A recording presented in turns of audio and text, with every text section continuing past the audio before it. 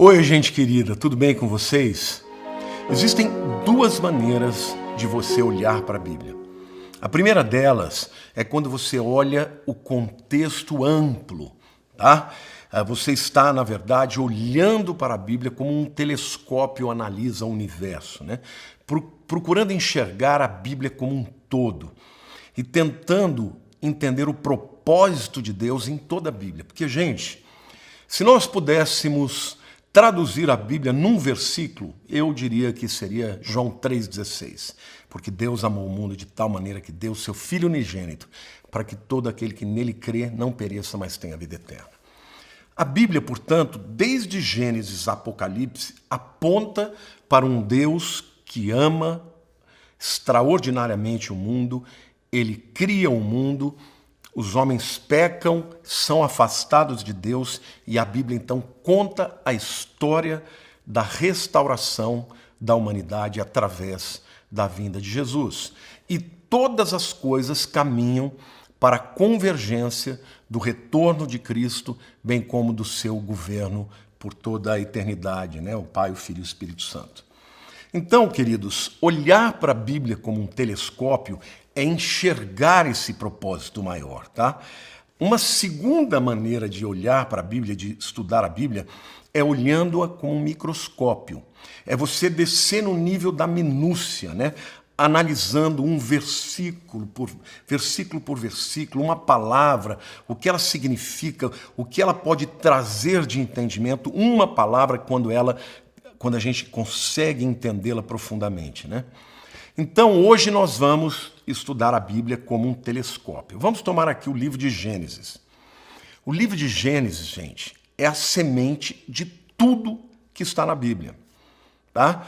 Por isso é muito importante estudar o livro de Gênesis. Em Gênesis, nós vemos a morte, nós vemos a ressurreição. Tudo que está na Bíblia em Gênesis aponta para o restante. Então, é muito importante você conseguir extrair da Bíblia o propósito geral que há nela.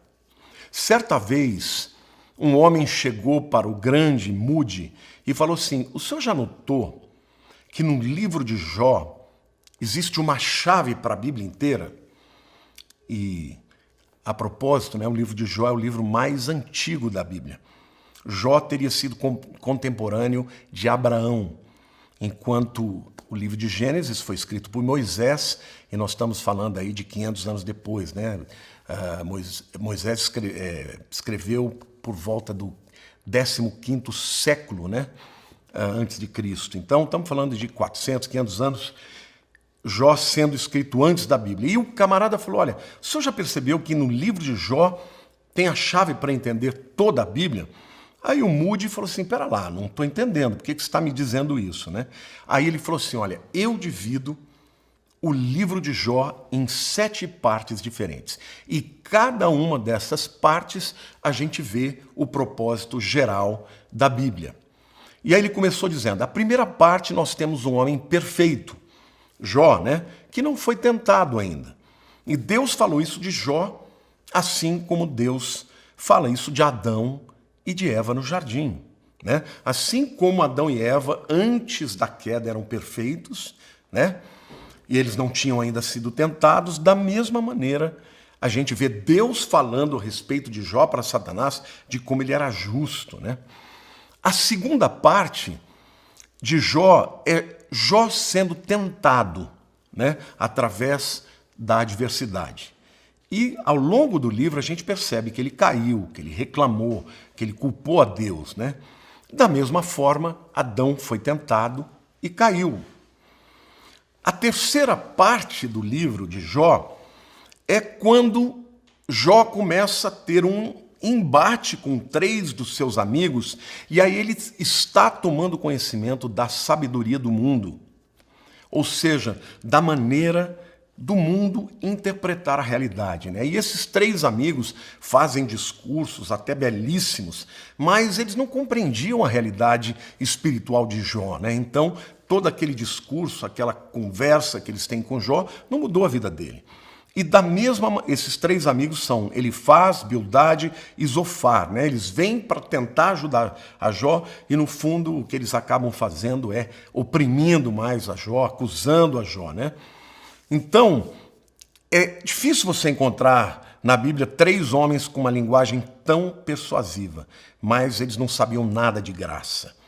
Eles sabiam acusar a Jó, né? E de nada adiantou aquilo na vida de Jó. Da mesma maneira, quando Adão e Eva pecam, eles vão viver no mundo e eles têm acesso à sabedoria humana, e a sabedoria humana também é incapaz, né, de trazer restauração, restituição de tudo que ele havia perdido. Então, o que está por detrás disso é que a sabedoria do homem nunca levará o homem a Deus. Tá? A verdade é que a sabedoria daqueles três homens deixaram Jó ainda mais infeliz. Assim como toda a sabedoria do mundo, todos os caminhos que o mundo encontra para reconciliar o homem com os seus pecados, com as suas dificuldades, com as suas dúvidas, com os seus anseios, nada disso preenche, né? Lá em Jó, capítulo 16, versos 1 e 2, Jó se queixa, né, daquele trato de Deus com o diabo, né? Então respondeu Jó: tenho ouvido muitas coisas como estas. Todos vós sois consoladores molestos. Ele está falando aqui, na verdade, para os seus amigos, né? Mas no fundo ele está ressentido, né, com aquilo que estava acontecendo com a vida dele, né? E da mesma forma, eu quero dizer para vocês que a sabedoria do mundo pode ser linda, pode trazer muita lógica, mas ela não tem poder de transformar o homem, né? Em quarto lugar, nós vemos que Jó, ele descobre a necessidade de um mediador, né? Ele percebe que sozinho ele não vai conseguir. E porque ele não consegue, né, ele começa a perguntar: será que tem alguém nesse mundo, né, que possa me ajudar, né? E a mesma coisa vem da própria palavra dos seus amigos, né? Aqui no caso ele exorta Jó para que busque a Deus, né? Para que busque um mediador.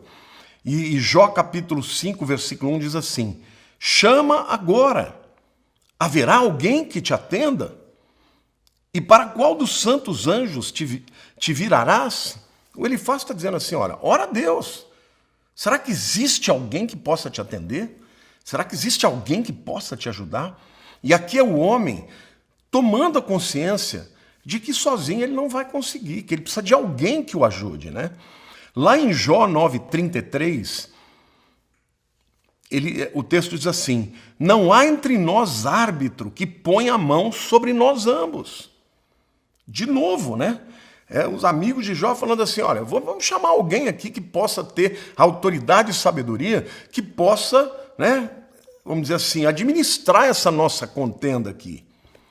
Eles estão reconhecendo que sozinhos eles não dão conta, né? Porque o livro de Jó tem esse diálogo, né? Os amigos acusando, Jó se defendendo, e eles não chegam a um consenso. E eles descobrem, então, que precisam de um mediador. Mas lá no capítulo 19, os versos 25 a 27, Jó, ele já está crendo que existe um redentor, existe um mediador que vai transformar a situação dele. É tremendo isso, né? E o texto diz assim: porque eu sei que o meu Redentor vive, e por fim se levantará sobre a terra. Depois, revestido este meu corpo da minha pele, em minha carne verei a Deus. Vê-lo-ei por mim mesmo, os meus olhos o verão, e não outros. De saudade me desfalece o coração dentro de mim. Olha, gente, Jó já está sendo inspirado pelo Espírito Santo para dizer: existe um Redentor. E um dia ele vai se levantar na terra. É Jesus o Redentor, né? E ele diz: eu creio que esse corpo que está pele e osso vai ser revestido de pele e de carne, e eu ainda vou ver a Deus, né? E ele diz: vê-lo-ei por mim mesmo, os meus olhos verão, e não outros. De saudade me desfalece o coração dentro de mim. Ele está crendo, esse Redentor existe, esse mediador existe. Eu creio que eu vou ter um encontro com ele. Eu creio que eu vou estar vivo ainda Meu corpo vai ser revestido de pele, de carne, eu vou vê-lo, não é ninguém que vai ver no meu lugar. Eu creio que isso vai acontecer, eu ainda tenho saudade desse tempo. Que coisa, né? Saudade geralmente é uma palavra que se refere ao passado, aqui ele tem saudade do futuro. Eu tenho às vezes esse sentimento, viu, gente? Eu tenho esse sentimento, às vezes eu começo a pensar na Nova Jerusalém, na vida com Jesus, e eu começo a me encher de alegria. Eu falo, Senhor, eu tenho saudade desse tempo. Eu tenho saudade do Senhor, da tua visitação na minha vida. Eu tenho saudade de Deus. É maravilhoso a gente saber que existe um mediador que é Jesus, o nosso Senhor. Aleluia! Então aqui, gente, representa a humanidade e o ser humano quando ele descobre realmente que existe um mediador e ele toma consciência de que esse mediador é Jesus. Então vejam como a história de Jó ela é semelhante à história do homem caído, não é isso? No estado perfeito primeiro, depois tendo conhecimento de uma sabedoria humana que não resolve, e daí por diante, né? Depois, em terceiro lugar, tendo conhecimento da sabedoria do mundo, né? Em quarto, ele fica sabendo a necessidade de um mediador. E em quinto lugar, Jó, ele então começa a falar com Deus. E aqui eu acho que representa quando o homem fala com Deus mesmo. Quando o homem crê em Jesus e abre o seu coração e fala com Deus. Olha o capítulo 38 de Jó, os versos 1 a 8. O texto é grande, mas vale a pena ler, né? Depois disto, o Senhor, do meio de um redemoinho, respondeu a Jó: quem é este que escurece os meus desígnios com palavras sem conhecimento? Ou seja, o que você está falando aí, Jó? Você está escurecendo os meus desígnios com palavras que você não conhece? Cinge, pois, os lombos como homem, pois eu te perguntarei e tu me farás saber. Deus está falando, você está falando comigo, sou eu que vou te perguntar para ver se você entende o que eu quero te dizer, né? Onde você estava? Onde estavas tu quando eu lançava os fundamentos da terra? Quer dizer, quem é você, Jó? Para saber quem sou eu, né? Quando eu estava criando o mundo, né? Dize-mo, se tens entendimento, quem lhe pôs as medidas? Se é que o sabes, ou quem estendeu sobre ela o cordel? Sobre que estão fundadas as suas bases, ou quem lhe assentou a pedra angular? Quando as estrelas da alva juntas alegremente cantavam e rejubilavam todos os filhos de Deus? Ou quem encerrou o mar com portas quando irrompeu da madre? Ou seja, Deus está falando assim, onde é que você estava quando eu estava criando o universo? Não estava, né? Você não tem entendimento.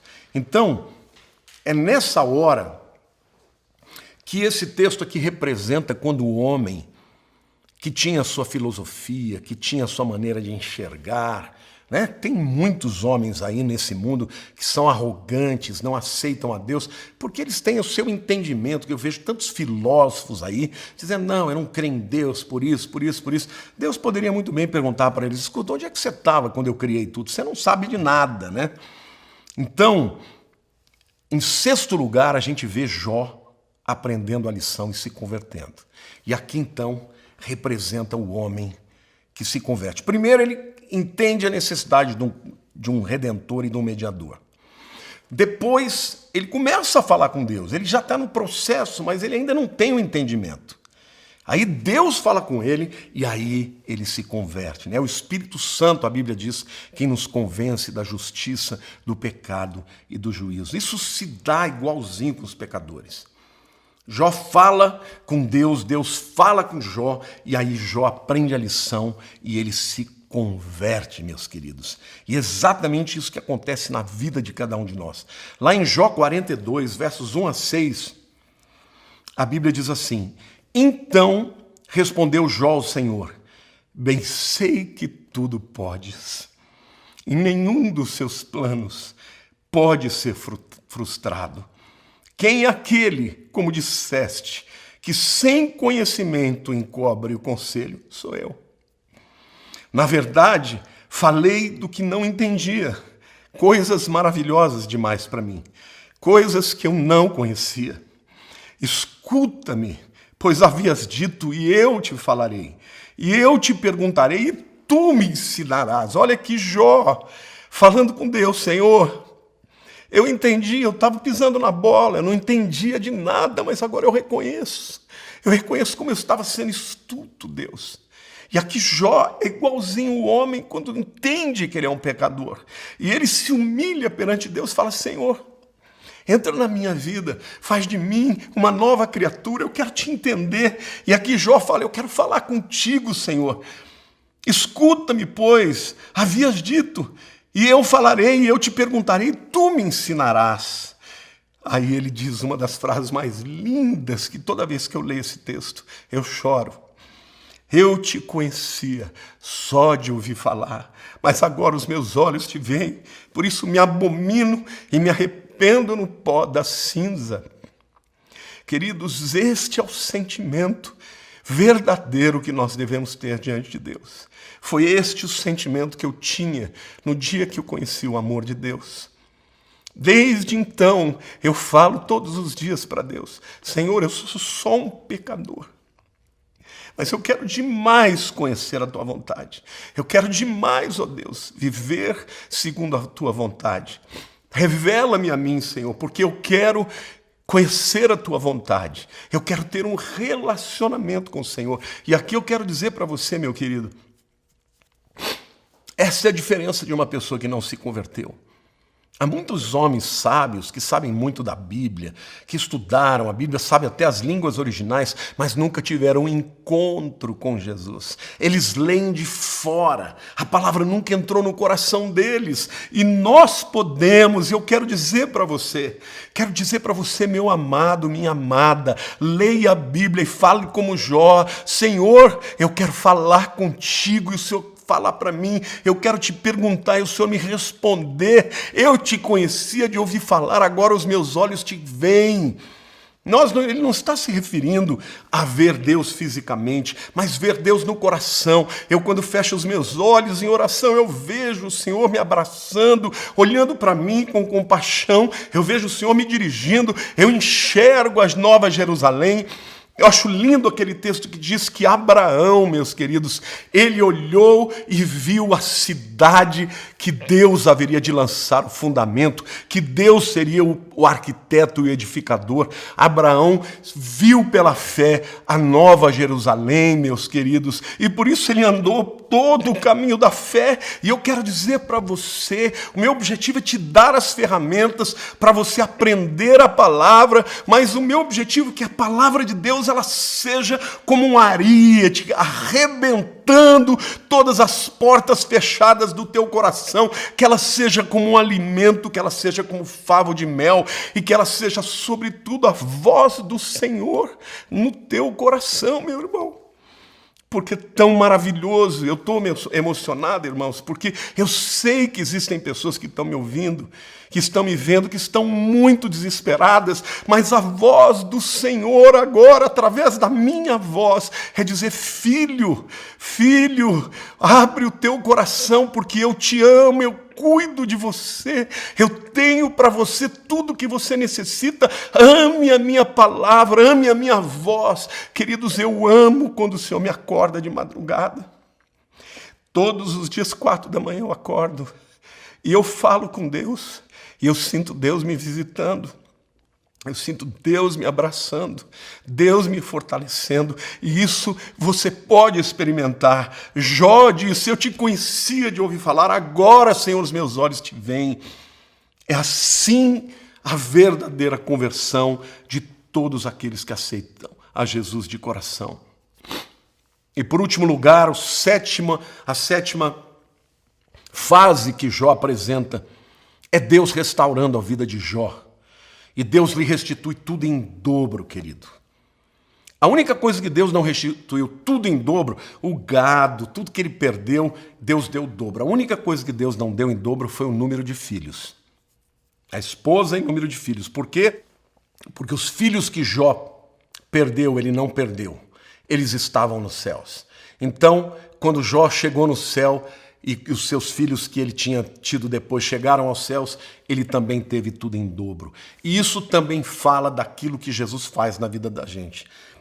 Porque Efésios capítulo 1, versículo 3 diz: Bendito Deus e Pai de nosso Senhor Jesus Cristo, que nos tem abençoado com toda sorte de bênção espiritual nas regiões celestiais em Cristo. Tudo de que nós necessitamos, Deus já nos abençoou em Cristo. Está lá no céu, a gente só tem que se apropriar e tomar posse pela fé. Então, meus queridos, quando olhamos para as Escrituras com um olhar de telescópio, nós entendemos a visão maior das Escrituras e vemos aquele propósito também nos livros particulares. Tá? Eu vou agora falar para você dos 4 evangelhos. Por que existem 4 evangelhos se eles falam das mesmas coisas? O livro de João é um pouco diferente, mas os 3 primeiros livros, eles falam muitas coisas concordantes. Por que os 3 escreveram e ainda João? Por quê, querido? Porque quando você olha para a Bíblia como um telescópio, você entende muito mais. Qual é o propósito maior? Apresentar Jesus para o mundo, porque ele é o Salvador. Todas as coisas convergem em Jesus. Mas Mateus escreveu para judeus. E o objetivo dele era mostrar que Jesus era o rei que viria, o filho de Davi, o Messias esperado. Então, Mateus escreveu para um público específico. Ele não escreveu para todo mundo, ele escreveu para os judeus. Por isso, por exemplo, quando ele vai falar da genealogia de Jesus, ele para em Abraão. Ele não está interessado antes de Abraão. Abraão é o pai dos judeus. Então ele vai de Jesus, andando para trás, até Abraão. Mateus, por exemplo, é o livro que mais tem citações do Velho Testamento. Por quê? Porque os judeus criam na Tanar. A Tanar, ela é, na verdade, um acróstico dos 3 grupos de livros no Velho Testamento. A Torá, então, o T da Torá vai para Tanar, né? O Navim, que são os profetas, então vem o Na. E por último, o Ketubim, que são os escritos. Então, Tanar é o Velho Testamento inteiro. Torá, a lei, os 5 livros de Moisés, Nabim, os profetas, e os escritos, que os Ketubim. Daí forma Tanar. Então, o interesse de Mateus é mostrar que Jesus cumpre tudo que estava profetizado para ele em toda a Bíblia do Velho Testamento. Então, por isso que é importante você saber qual é o objetivo de Mateus. Você olhar para um todo, mas você entender que cada livro cumpre aquele propósito maior para um grupo diferente. Marcos, por exemplo, foi escrito para os romanos, tá? E tinha o propósito de mostrar o poder de Cristo. Porque os romanos, gente, não estavam nem aí com as escrituras dos judeus. Para eles, tanto fazia como tanto fez que os judeus tivessem uma escritura. Eles queriam saber o seguinte: esse homem é poderoso? O que ele fez para eu acreditar que ele é Deus? Ele fez muitas curas milagrosas que nenhum romano faz, que nenhuma divindade romana pode fazer. Isso é interessante. E olha, é muito importante vocês saberem que o livro de Marcos é o livro que mais tem a seguinte expressão: e logo foi curado. Ou seja, quando Jesus orava por alguém, e logo foi curado. E imediatamente foi curado. Por quê? Porque ele estava querendo mostrar para os romanos o poder de Jesus. Então, o livro de Marcos é escrito para os romanos para mostrar Cristo como verdadeiramente um homem superpoderoso. Porque Cristo, ele de fato, ele é homem e é Deus. Ele é 100% homem e 100% Deus. Mas o livro de Marcos, então, ele não está preocupado com genealogia, com essas coisas. Ele está preocupado em mostrar o poder de Deus. E o apóstolo Pedro é que relatou tudo o que aconteceu para João Marcos. João Marcos é aquele camarada que viajou com Paulo na primeira viagem e depois, porque ele desistiu no começo, ele acabou não seguindo, né? Mas no final da vida, o apóstolo Paulo reconhece que Marcos foi muito importante e tal. Marcos, portanto, se torna um homem muito usado por Deus e ele escreve o Evangelho de Marcos a partir do relato do apóstolo Pedro. Então, O livro de Marcos tem a ênfase de retratar Jesus como um homem muito importante e mostra diversas curas. O livro de Marcos fala de ressurreição. Por quê? Porque a morte é o principal inimigo de todo mundo, né? Os Césares morriam, os grandes guerreiros morriam. Jesus morreu, mas ressuscitou, né? Então, ele queria saber que Jesus estava acima de todos eles, né? Que Jesus era, de fato, o Filho de Deus, mas o homem, né? Superpoderoso, o servo superpoderoso, né? Aquele que agiu neste mundo. Lucas foi escrito para gregos. E ele tinha o objetivo de apresentar Jesus como o homem perfeito, tá? Vamos dizer, Mateus, Jesus o rei. Marcos, Jesus o servo superpoderoso. Lucas, o homem perfeito. E Lucas, ele fala da ressurreição e da ascensão.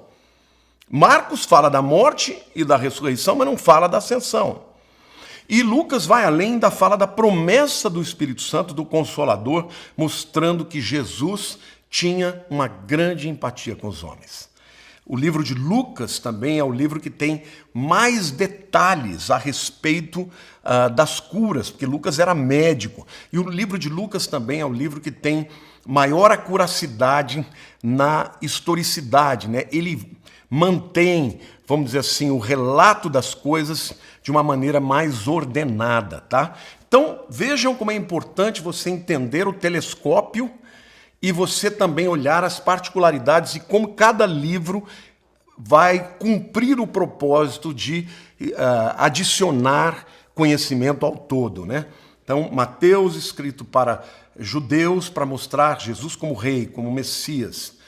Marcos, escrito para os romanos, para mostrar Jesus como um homem que serviu a humanidade com um poder extraordinário. Lucas foi escrito para gregos e, portanto, o objetivo dele era dar um relato histórico e mostrar Jesus como um homem perfeito, né? Naquela época havia também uma heresia chamada gnosticismo, que dizia que jamais Deus ia se tornar carne, né? Mas para responder a esta heresia foi João quem escreve mais, né? E o livro de João é aquele que tem a maior ênfase em mostrar Jesus como Filho de Deus, tá? Jesus como Filho de Deus, como o próprio Deus, né? E o livro começa com uma, vamos dizer assim, uma paráfrase do início do livro de Gênesis, né? No livro de Gênesis diz: no princípio criou Deus os céus e a terra. No livro de João começa: no princípio era o verbo, e o verbo estava com Deus, e o verbo era Deus. Né? E aí vai dizendo que o verbo é que foi o criador de todas as coisas. Né? Então, João apresenta Jesus como esse verbo, como a palavra, como filho de Deus, como criador de todas as coisas. E a sua ênfase é na volta de Jesus. Né? Quando ele, lá em João capítulo 14, ele fala: não se turbe o vosso coração, crede em Deus, crede também em mim, na casa do meu pai há muitas moradas. Ele vai falando e ele diz: eu irei, mas voltarei para vós outros, para que onde eu estiver, vós estejais também. Então, gente, a gente precisa conhecer a Bíblia como um todo, o que ela quer dizer. Se alguém te perguntar o que a Bíblia quer dizer, você vai dizer: a Bíblia é um livro ou vários livros que conta a história de um Deus de amor, criador, que criou o homem para viver na terra, para encher a terra, para governar sobre a terra debaixo da sua vontade. Este homem se rebelou e tão logo o homem se rebela, já vem uma promessa de um redentor. E a Bíblia, então, conta a história de como Deus foi se revelando até esse Redentor chegar neste mundo, na plenitude dos tempos, morrer pela humanidade. Ele vai para o Pai e um dia voltará para cumprir o plano de Deus na sua totalidade. Deus não tem plano B. Este era o plano A. Deus sempre conheceu, sabia que o homem ia cair. Então a Bíblia fala disso. E cada livro ele se enquadra nesta grande visão a partir da sua particularidade. Então, Quando você olha para um livro, por exemplo, como falamos de Jó, você também pode ver o todo do livro de Jó dentro deste todo maior. Quando você olha para os evangelhos, você pode ver o todo do livro antes de olhar as particularidades e também ver esse todo cumprindo o propósito maior do livro como todo, né? Isso vale não só para os evangelhos, como vale também para as cartas, vale para o livro de Apocalipse, vale para todos os livros do Velho Testamento. Então, a grande vantagem, é muito importante que vocês entendam, de quem adquire a visão geral, abrangente das Escrituras, é que dificilmente cai numa heresia. Por quê? Porque quando alguém vem e fala uma verdade que aparentemente ela pode ser sedutora, pode ser bacana, se você conhece o propósito de Deus através da Bíblia como um todo, você vai dizer, isso que você está falando está entrando em desacordo com o que a Bíblia diz. Não faz sentido isso que você está dizendo. Está saindo da vontade de Deus. E aí, mesmo antes de você ir procurar os textos, né, para rebater, você já sabe que isso está errado. Então, meus queridos, entendam bem, perseverem nesse estudo da palavra, porque esse curso de Teologia 1 é um curso extraordinário porque vai dar ferramentas para vocês. Quando ele terminar, e se vocês estudarem mesmo, vocês vão ter tantas ferramentas para vocês interpretarem a Bíblia e também serem como os bereanos, né, nobres, que puderam conferir com as Escrituras e aceitar aquilo que tem que ser aceito e rechaçar aquilo que tem que ser rechaçado. Recapitulando, a Bíblia foi escrita com um propósito, e eu quero que vocês gravem isso. Revelar um Deus perfeito, todo-poderoso, onipresente, onipotente, onisciente, um Deus que ama ao homem. O homem foi a coroa da sua criação. Ele cria o homem para ter comunhão com ele, para que este homem domine, multiplique, governe sobre a terra.